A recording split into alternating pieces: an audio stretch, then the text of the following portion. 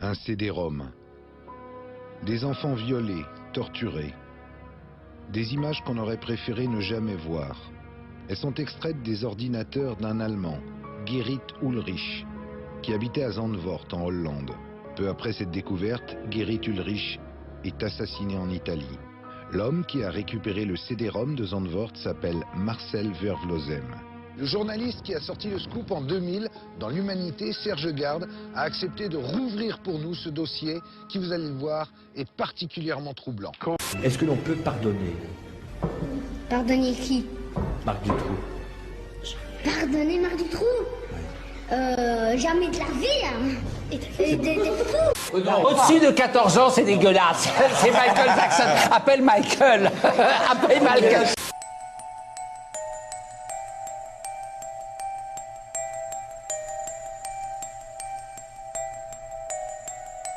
Wikileaks en 2011 a publié l'ensemble du dossier. Il y a 11 000 pages. Et on se rend compte que quand on voit la floraison des noms qui sont interrogés et le niveau, ça monte jusqu'à la royauté. Bah oui, évidemment, des gens qui participaient au parti fine, évidemment, du même coup, on comprend que l'affaire a été enterrée. Et il y a aussi quelque chose de très intéressant à voir, c'est qu'en France, même époque, 3 réseaux pédophiles vont tomber. Taureau Bravo, Achille, Ado 71. Et le jour où le juge Conrod est dessaisi en Belgique, plus aucun réseau pédophile n'a été trouvé en France. Cette histoire de réseau criminel, c'est vraiment le fantasme par excellence des journalistes, des associations, tout ce qu'on veut. Et le fait est que, il y en a peut-être, en tout cas on n'a jamais démantelé en France.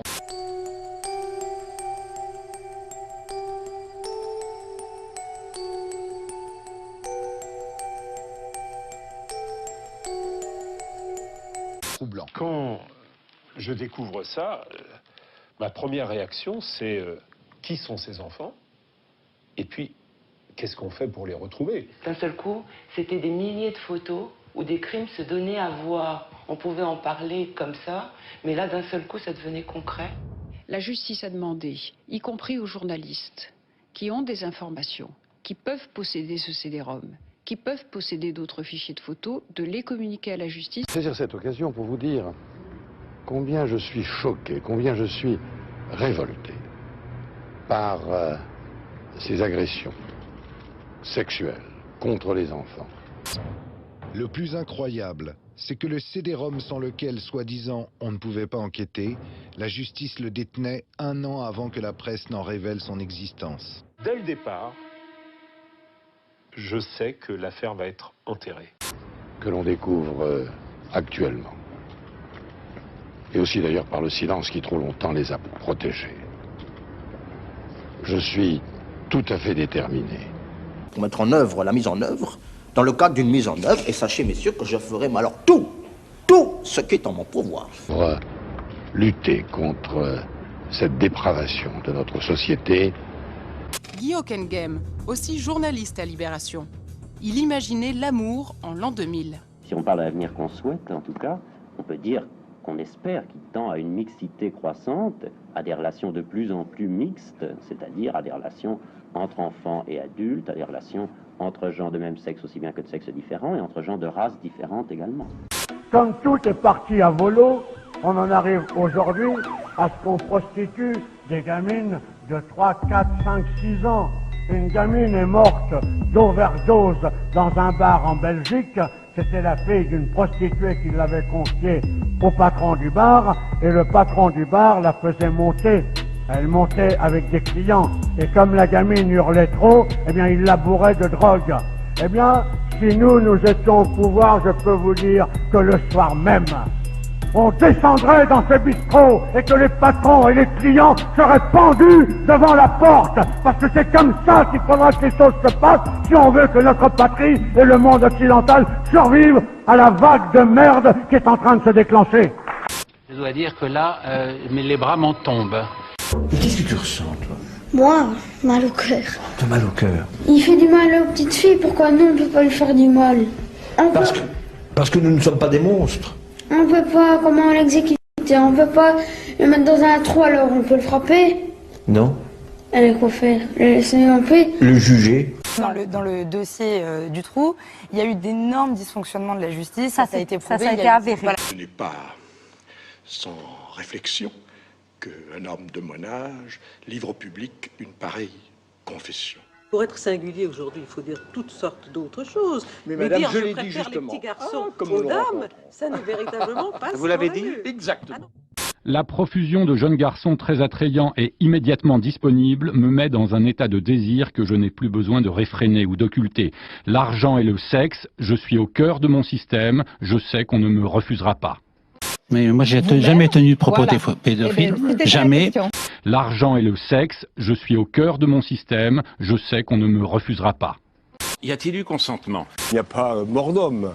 Je sache, Frédéric Mitterrand ne fait pas l'objet de poursuites pénales ou de poursuites judiciaires. Donc ce qu'il lui reprochait, c'est de l'ordre du privé, de l'ordre de sa vie personnelle.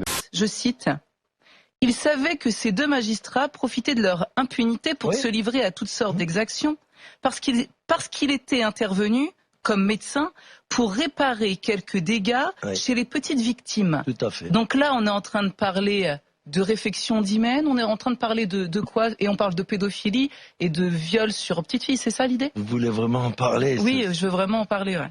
Vous dites que vous avez accepté, et on vous remercie évidemment parce que c'est un témoignage extrêmement puissant, pour mettre de la lumière sur des questions qui ont été occultées par les médias, par les enquêteurs. Quel sujet? Que ça vienne de vous, c'est un peu... Je vous vois venir. Monsieur Jack Lang, qui prétendait être candidat à la présidence de la République, que l'on m'arrête à la sortie, si ce que je dis n'est pas vrai, a été compromis dans l'affaire des lieux de vie et dans un lieu de vie tenu par des socialistes qui s'appelait le Choral. Et là, des gamins étaient prostitués à des gens comme Jack Lang, et un gosse a été trouvé mort, sodomisé, la tête dans un seau de merde, que l'on m'arrête à la sortie si ça n'est pas vrai. Il parlait souvent, quand on était à la maison, de la franc-maçonnerie. Dans ses lettres, il faisait référence, qui est là, il faisait référence à un maître qu'il avait et de commandes spéciales. Donc, ce qui laisse supposer que les... Tu veux continuer, Olivier?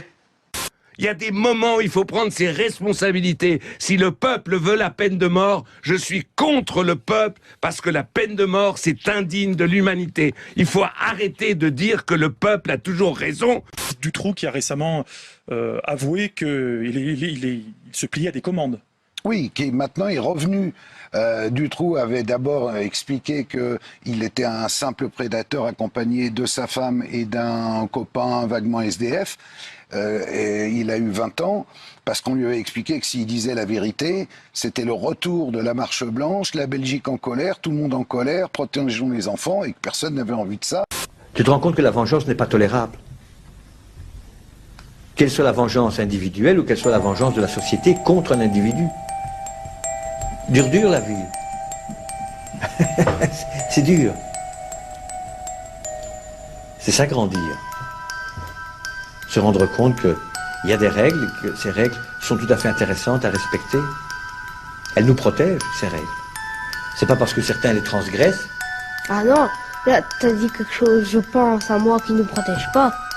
Parce que j'ai passé l'exemple de Grégory a dit, Loubna, Julien Mélissa, elle n'avait rien demandé à la vie, donc elle n'a pas été protégée par les lois. Elle n'a pas été protégée par les lois. Alors je veux bien que demain, on se batte dans une armée pour défendre l'Europe. Je veux bien demain tout ce qu'on veut. Je veux bien, même devant vous, à 70 berges, être devant, donner l'exemple et tomber. Mais l'Europe, je m'en tape tant que mon pays est pourri. Et ce que je veux sauver dans un premier lieu, c'est mon pays, c'est ma patrie. Et je veux que tous les Jack Lang de France et d'ailleurs soient pendus haut et court et aient des comptes à rendre. Et c'est uniquement par notre tenue, par notre allant, par notre morale, par notre certitude dans la victoire que nous exigerons que ces gens-là payent parce qu'ils doivent payer. Voilà le message que je voulais vous passer.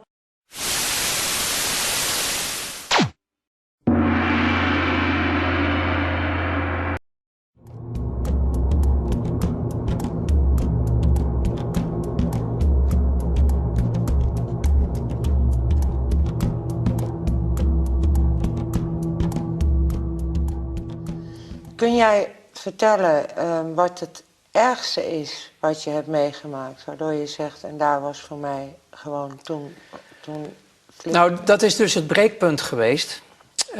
Je komt zo diep in die kringen. Je tekent ook eigenlijk ik heb niet met bloed getekend ergens voor, maar je tekent wel een contract voor je leven dat je zwijgt over namen van bedrijven, organisaties, personen. Dat is ook de reden waarom ik denk nog steeds leef. Je houdt je daaraan. Maar als het gaat om de meest erge dingen die ik heb meegemaakt. Ik heb net verteld over dingen waar ik stroomstoringen mee kreeg. Het geweten begon dus. Laten we het zo zeggen, ik zat in een opleiding tot psychopaat en ik ben gezakt. Ik heb het niet gehaald, ik ben geen psychopaat geworden. Dat geweten brak door. En het ergste wat mij overkomen was, dat was omdat ik zo'n goed aanzien had, zo succesvol was en zo vertrouwd was met mensen in deze wereld die dus op dat niveau speelden. Ik moet ook zeggen dat de meeste van deze mensen hadden een geloof wat afwijkt van het gemiddelde. Hè? Je hebt katholieken, je hebt protestanten, je hebt allerlei soorten van religies.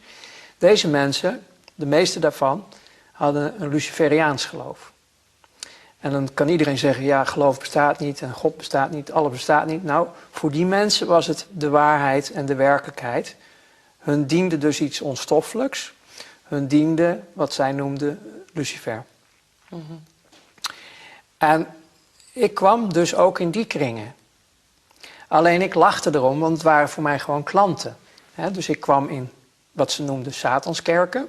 Ik wou zeggen, we hebben het nu over het satanisme. Ja, okay. Ik kwam dus in Satanskerken, maar ik kwam zeg maar op route even langs, even buurten. En daar was dan op dat moment een heilige mis, hun heilige soorten mis. En dat was met blote vrouwen en wat drank en dit en dat. En ik vond het alleen maar leuk. Ik hechtte weinig of geen geloof aan hun geloof. Of ik was er eigenlijk niet eens van overtuigd dat het überhaupt allemaal wel bestond. Het was meer een schouwspel voor jou. Ja, ik zag gewoon de donkerte en de slechtheid en de diepte daarvan zit in de mens zelf. Ja. Ik koppelde het nog niet zo. Maar ook die kringen verkeerde ik dus in, omdat ja, als gast zeg maar, omdat ik vond het allemaal wel leuk. Al die blote vrouwen en al die dingetjes die daar speelden. Het was het vrije leven.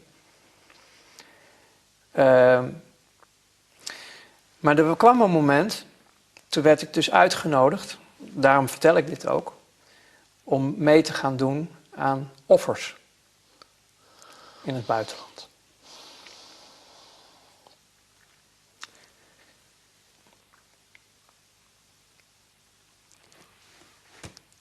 Dat was het breekpunt.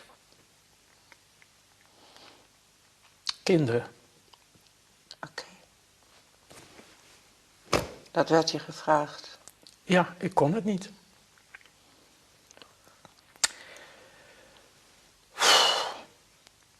Wil je even stoppen trouwens? Of nee. Oké. En toen begon ik langzaamaan eigenlijk in te storten.